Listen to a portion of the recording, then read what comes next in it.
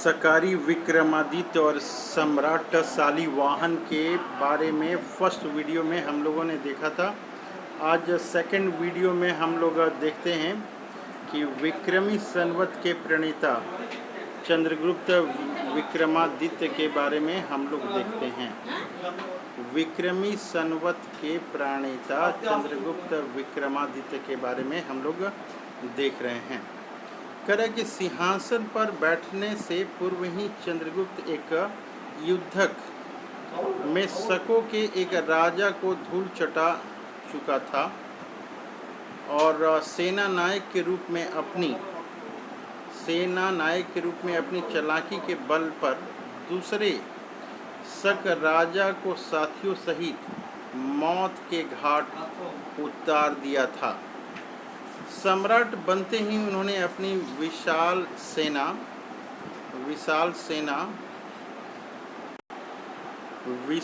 सेना लेकर मालवा, गुजरात व उत्तर की ओर चढ़ाई कर दी। उज्जैन पर अभी भी शकों का राज्य था। विदेशी शत्रु कांटे की तरह खटक रहा था। पहले षड्यंत्रकारियों से निपटने के लिए सेना भेजी गई, फिर शकों पर धावा बोल दिया गया। उनकी राजधानी में भयंकर युद्ध हुआ। आगे बता रहा है कि 7,000 शक सैनिक मौत के घाट उतार दिए गए। कितने सैनिक उतार दिए गए? 7,000 सैनिक जो है मौत के घाट उतार दिए गए। दूसरा युद्ध मथुरा में हुआ। दूसरा युद्ध कहाँ हुआ? मथुरा में हुआ। शक वहाँ भी न टिक सके। अंतिम युद्ध सिंधु व झेलम नदी के संगम पर हुआ। अंतिम युद्ध कहाँ हुआ? सिंधु व झेलम नदी के संगम पर हुआ। शकों के हौसले पस्त हो गए। शकों के हौसले क्या हो गए? पस्त हो गए। उनके बचे खुचे राज्य मिट्टी में मिला दिए गए। उनके बचे खुचे राज्य का क्या हो गया? राज्य को मिट्टी में मिला दिए गए। राजा मार डाले गए और भविष्य में कभी सिर न उठाने का वचन देकर उन्हें प्राणों की भिक्षा मिल सकी। संपूर्ण भारत सम्राट चंद्रगुप्त की जय जयकार चंद्रगुप्त की जय जयकार कर उठा। युद्ध में विजय प्राप्त करके जब वे उज्जैन पधारे तो मानो सारा राज्य उनके स्वागत के लिए उमड़ पड़ा था। देश के कोने कोने में उनकी धाक जम गई थी। प्रयाग में महर्षि वात्सल्य भारद्वाज की अध्यक्षता में होने वाली धर्म सभा में उनको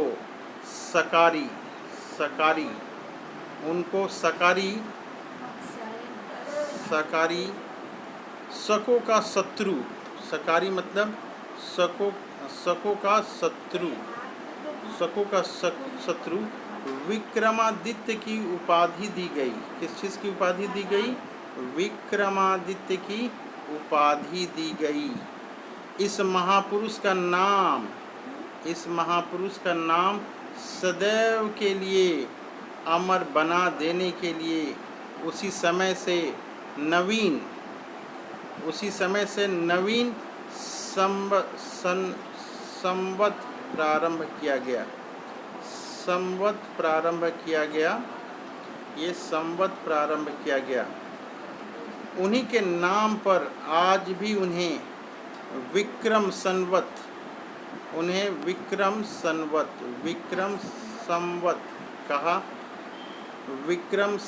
कहा जाता है। उसी दिन हम लोग वर्ष प्रतिपदा का उत्सव मनाते हैं। उसी दिन हम लोग वर्ष प्रतिपदा का उत्सव मनाते हैं। भारत का स्वर्णकाल, अगला टॉपिक है भारत का स्वर्णकाल। भारत का स्वर्णकाल। सम्राट विक्रमादित्य एक महान योद्धा होने के, यहाँ पे फोटो दिया हुआ है, हम लोग देखते हैं, ये फोटो है सम्राट विक्रमादित्य का, ये फोटो है। ये फोटो बनाने की कोशिश करेंगे हम लोग। सम्राट विक्रमादित्य का ये फोटो बनाने की कोशिश हम लोग करेंगे। हम लोग यहाँ पे भारत का स्वर्णकाल हम लोग देख रहे थे। भारत का स्वर्णकाल यहाँ पे हम लोग देख रहे थे, भारत का स्वर्णकाल। सम्राट विक्रमादित्य एक महान योद्धा होने के साथ साथ अति विद्वान, न्यायप्रिय सम्राट तथा कुशल शासक थे। महाकवि कालिदास, बेताल भट्ट, महाकवि कालिदास के साथ साथ बेताल भट्ट, घटकपर आदि उन्हीं की सभा में नवरत्नों में थे। अपनी जो है यहाँ पे भूल होने पर अपनी पीठ पर कोड़े लगवाकर सम्राट ने न्याय का अद्भुत उदाहरण दिया था।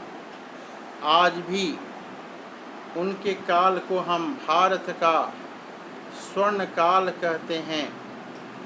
उनके राज में न घरों में ताले लगते थे, न कोई झूठ बोलने की हिम्मत करता था। 35 वर्षों तक राज्य करके वे संसार से विदा हो गए। उनके जीवित रहते कोई भी शत्रु भारत की ओर आंख उठाने की हिम्मत न कर सका। सम्राट विक्रमादित्य का शासन अद्वितीय था। उनके शासन में प्रजा राम राज्य की भांति सुखी थी। उनके 35 वर्ष के शासन काल में शक व कुषाण लोग कहीं भी सिर उठाने का साहस न कर सके। ये उनके जो है यहाँ पे दिखा है विक्रम संवत के प्रवर्तक सम्राट चंद्रगुप्त विक्रमादित्य की सेना। ये सेना का जो है ये फोटो यहाँ पे दिया हुआ है, इसको हम लोग देखेंगे। कमर तो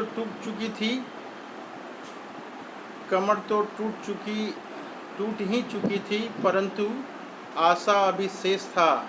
नियत उनकी साफ न थी। बीच के काल में उन्होंने बौद्ध धर्म भी स्वीकार कर लिया था।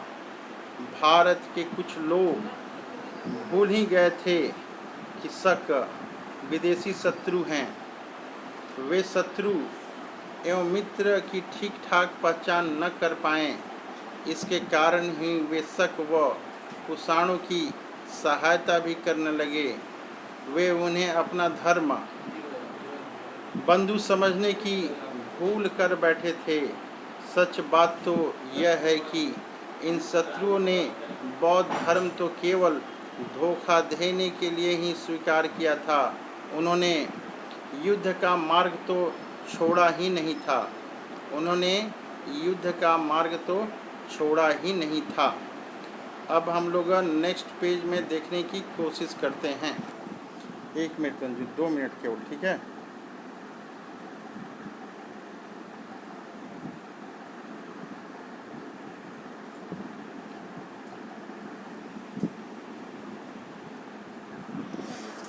बस केवल लास्ट पेज है ये।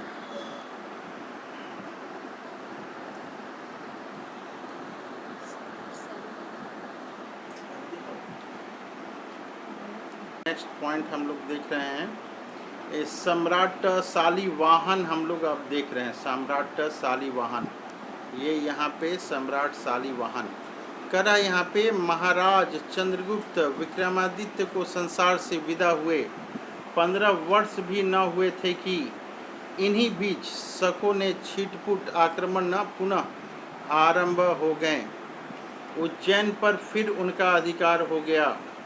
इस बार तो उन्होंने नर्मदा नदी पार कर दक्षिण भारत की ओर और भी पग बढ़ाने का दुशासन कर डाला।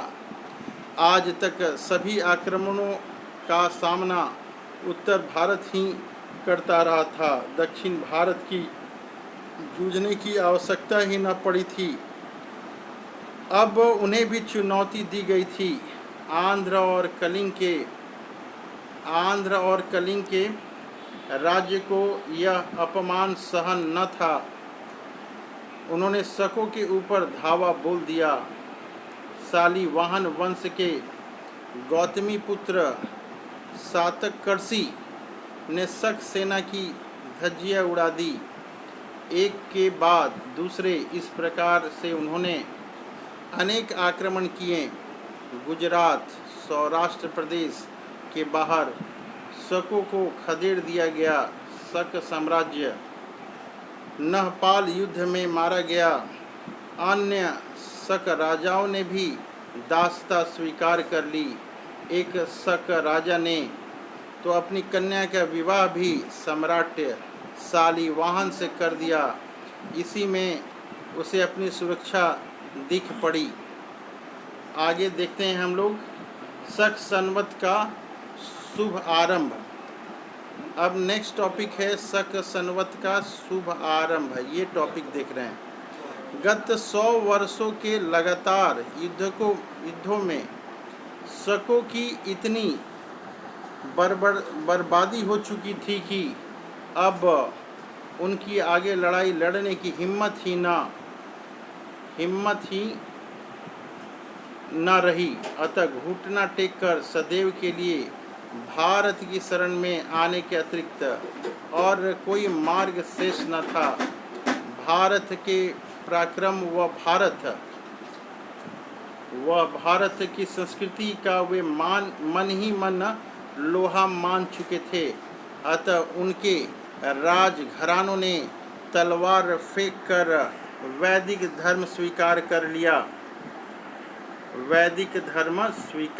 लिया। संस्कृत को अपनी भाषा मान लिया। धीरे धीरे उनके विचार भी बदल गए। शक और कुषाण के रूप में आई शत्रु शक्ति भारतीय संस्कृति में आत्मसात